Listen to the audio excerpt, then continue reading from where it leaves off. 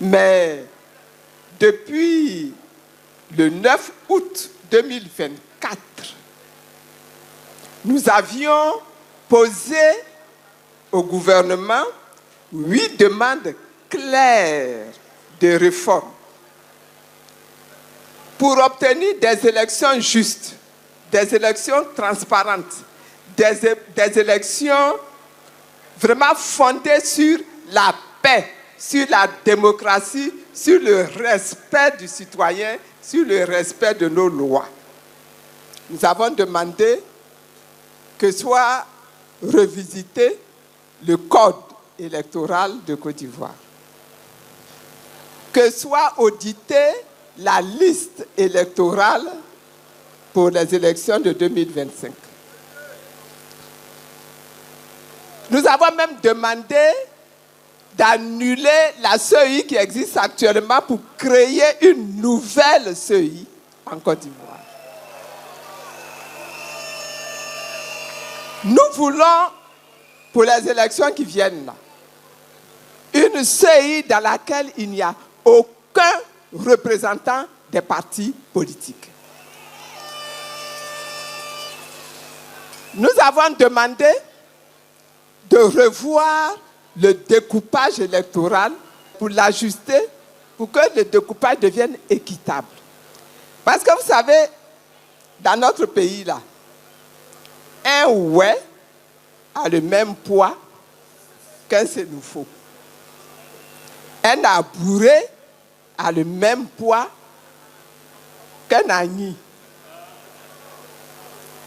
Un gourou a le même poids qu'un koulango. Vous êtes d'accord? Un ouan a le même poids qu'un gain.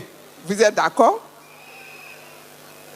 C'est pour ça que nous avons demandé de revoir le découpage électoral et de s'entendre sur un critère. Si on dit que dans notre pays là, pour avoir droit à avoir un député, il faut avoir 100 000 électeurs, à ce moment-là, on prend tout le pays. Si à Touba, il y a 100 000 électeurs, j'ai un député. Est-ce que vous voyez? Mais de la même manière, à Gagnoa, 100 000 électeurs, un député. Si à Gagnoa, ils ont 300 000 électeurs, ça va les faire. Ça va les faire. Voilà le découpage que nous avons proposé. Et nous voulons que ça ne soit pas imposé, mais qu'on s'asseye, qu'on discute, et puis qu'on arrête ensemble le critère. Et une fois que le critère est arrêté, on respecte le critère. C'est ça le sens du dialogue politique. Vous voyez, aujourd'hui, on copie sur les Blancs. Aujourd'hui, on vante ce qui se passe chez les Blancs.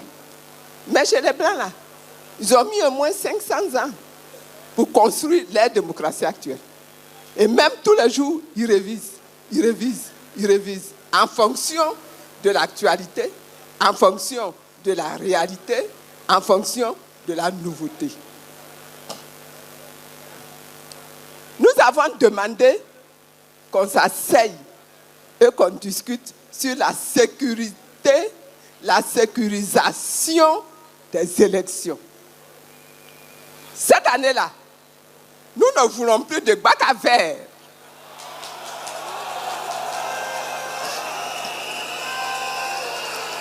Vous êtes d'accord avec moi là-dessus?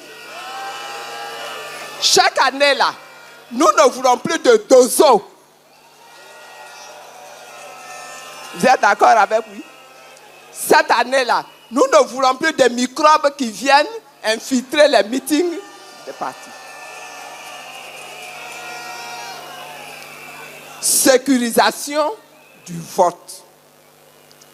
Nous voulons qu'en Côte d'Ivoire, là, comme ça se passe dans le pays des Blancs, là, nous nous asseyions et que nous discutions du financement des élections. Qui donne quoi? Comment on justifie après les dépenses qu'on a organisées pendant les élections? Est-ce que c'est légal? Est-ce que ça va être légal? Est-ce que c'est légitime? Est-ce que c'est bon? Qu'il y en a qui prennent de l'argent, on ne sait pas où, pour financer leurs électeurs, comme dans des dîners pour venir voter, pendant que d'autres n'ont même pas de quoi offrir même un t-shirt à leurs électeurs.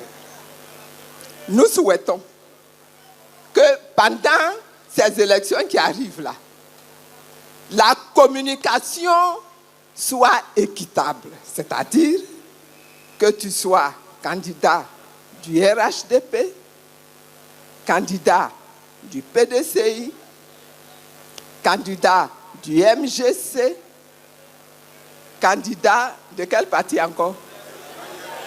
AIRD, candidat du PIP, que vous ayez le même accès à la radio nationale, à la télévision nationale, au journal Fraternité Matin, etc., etc.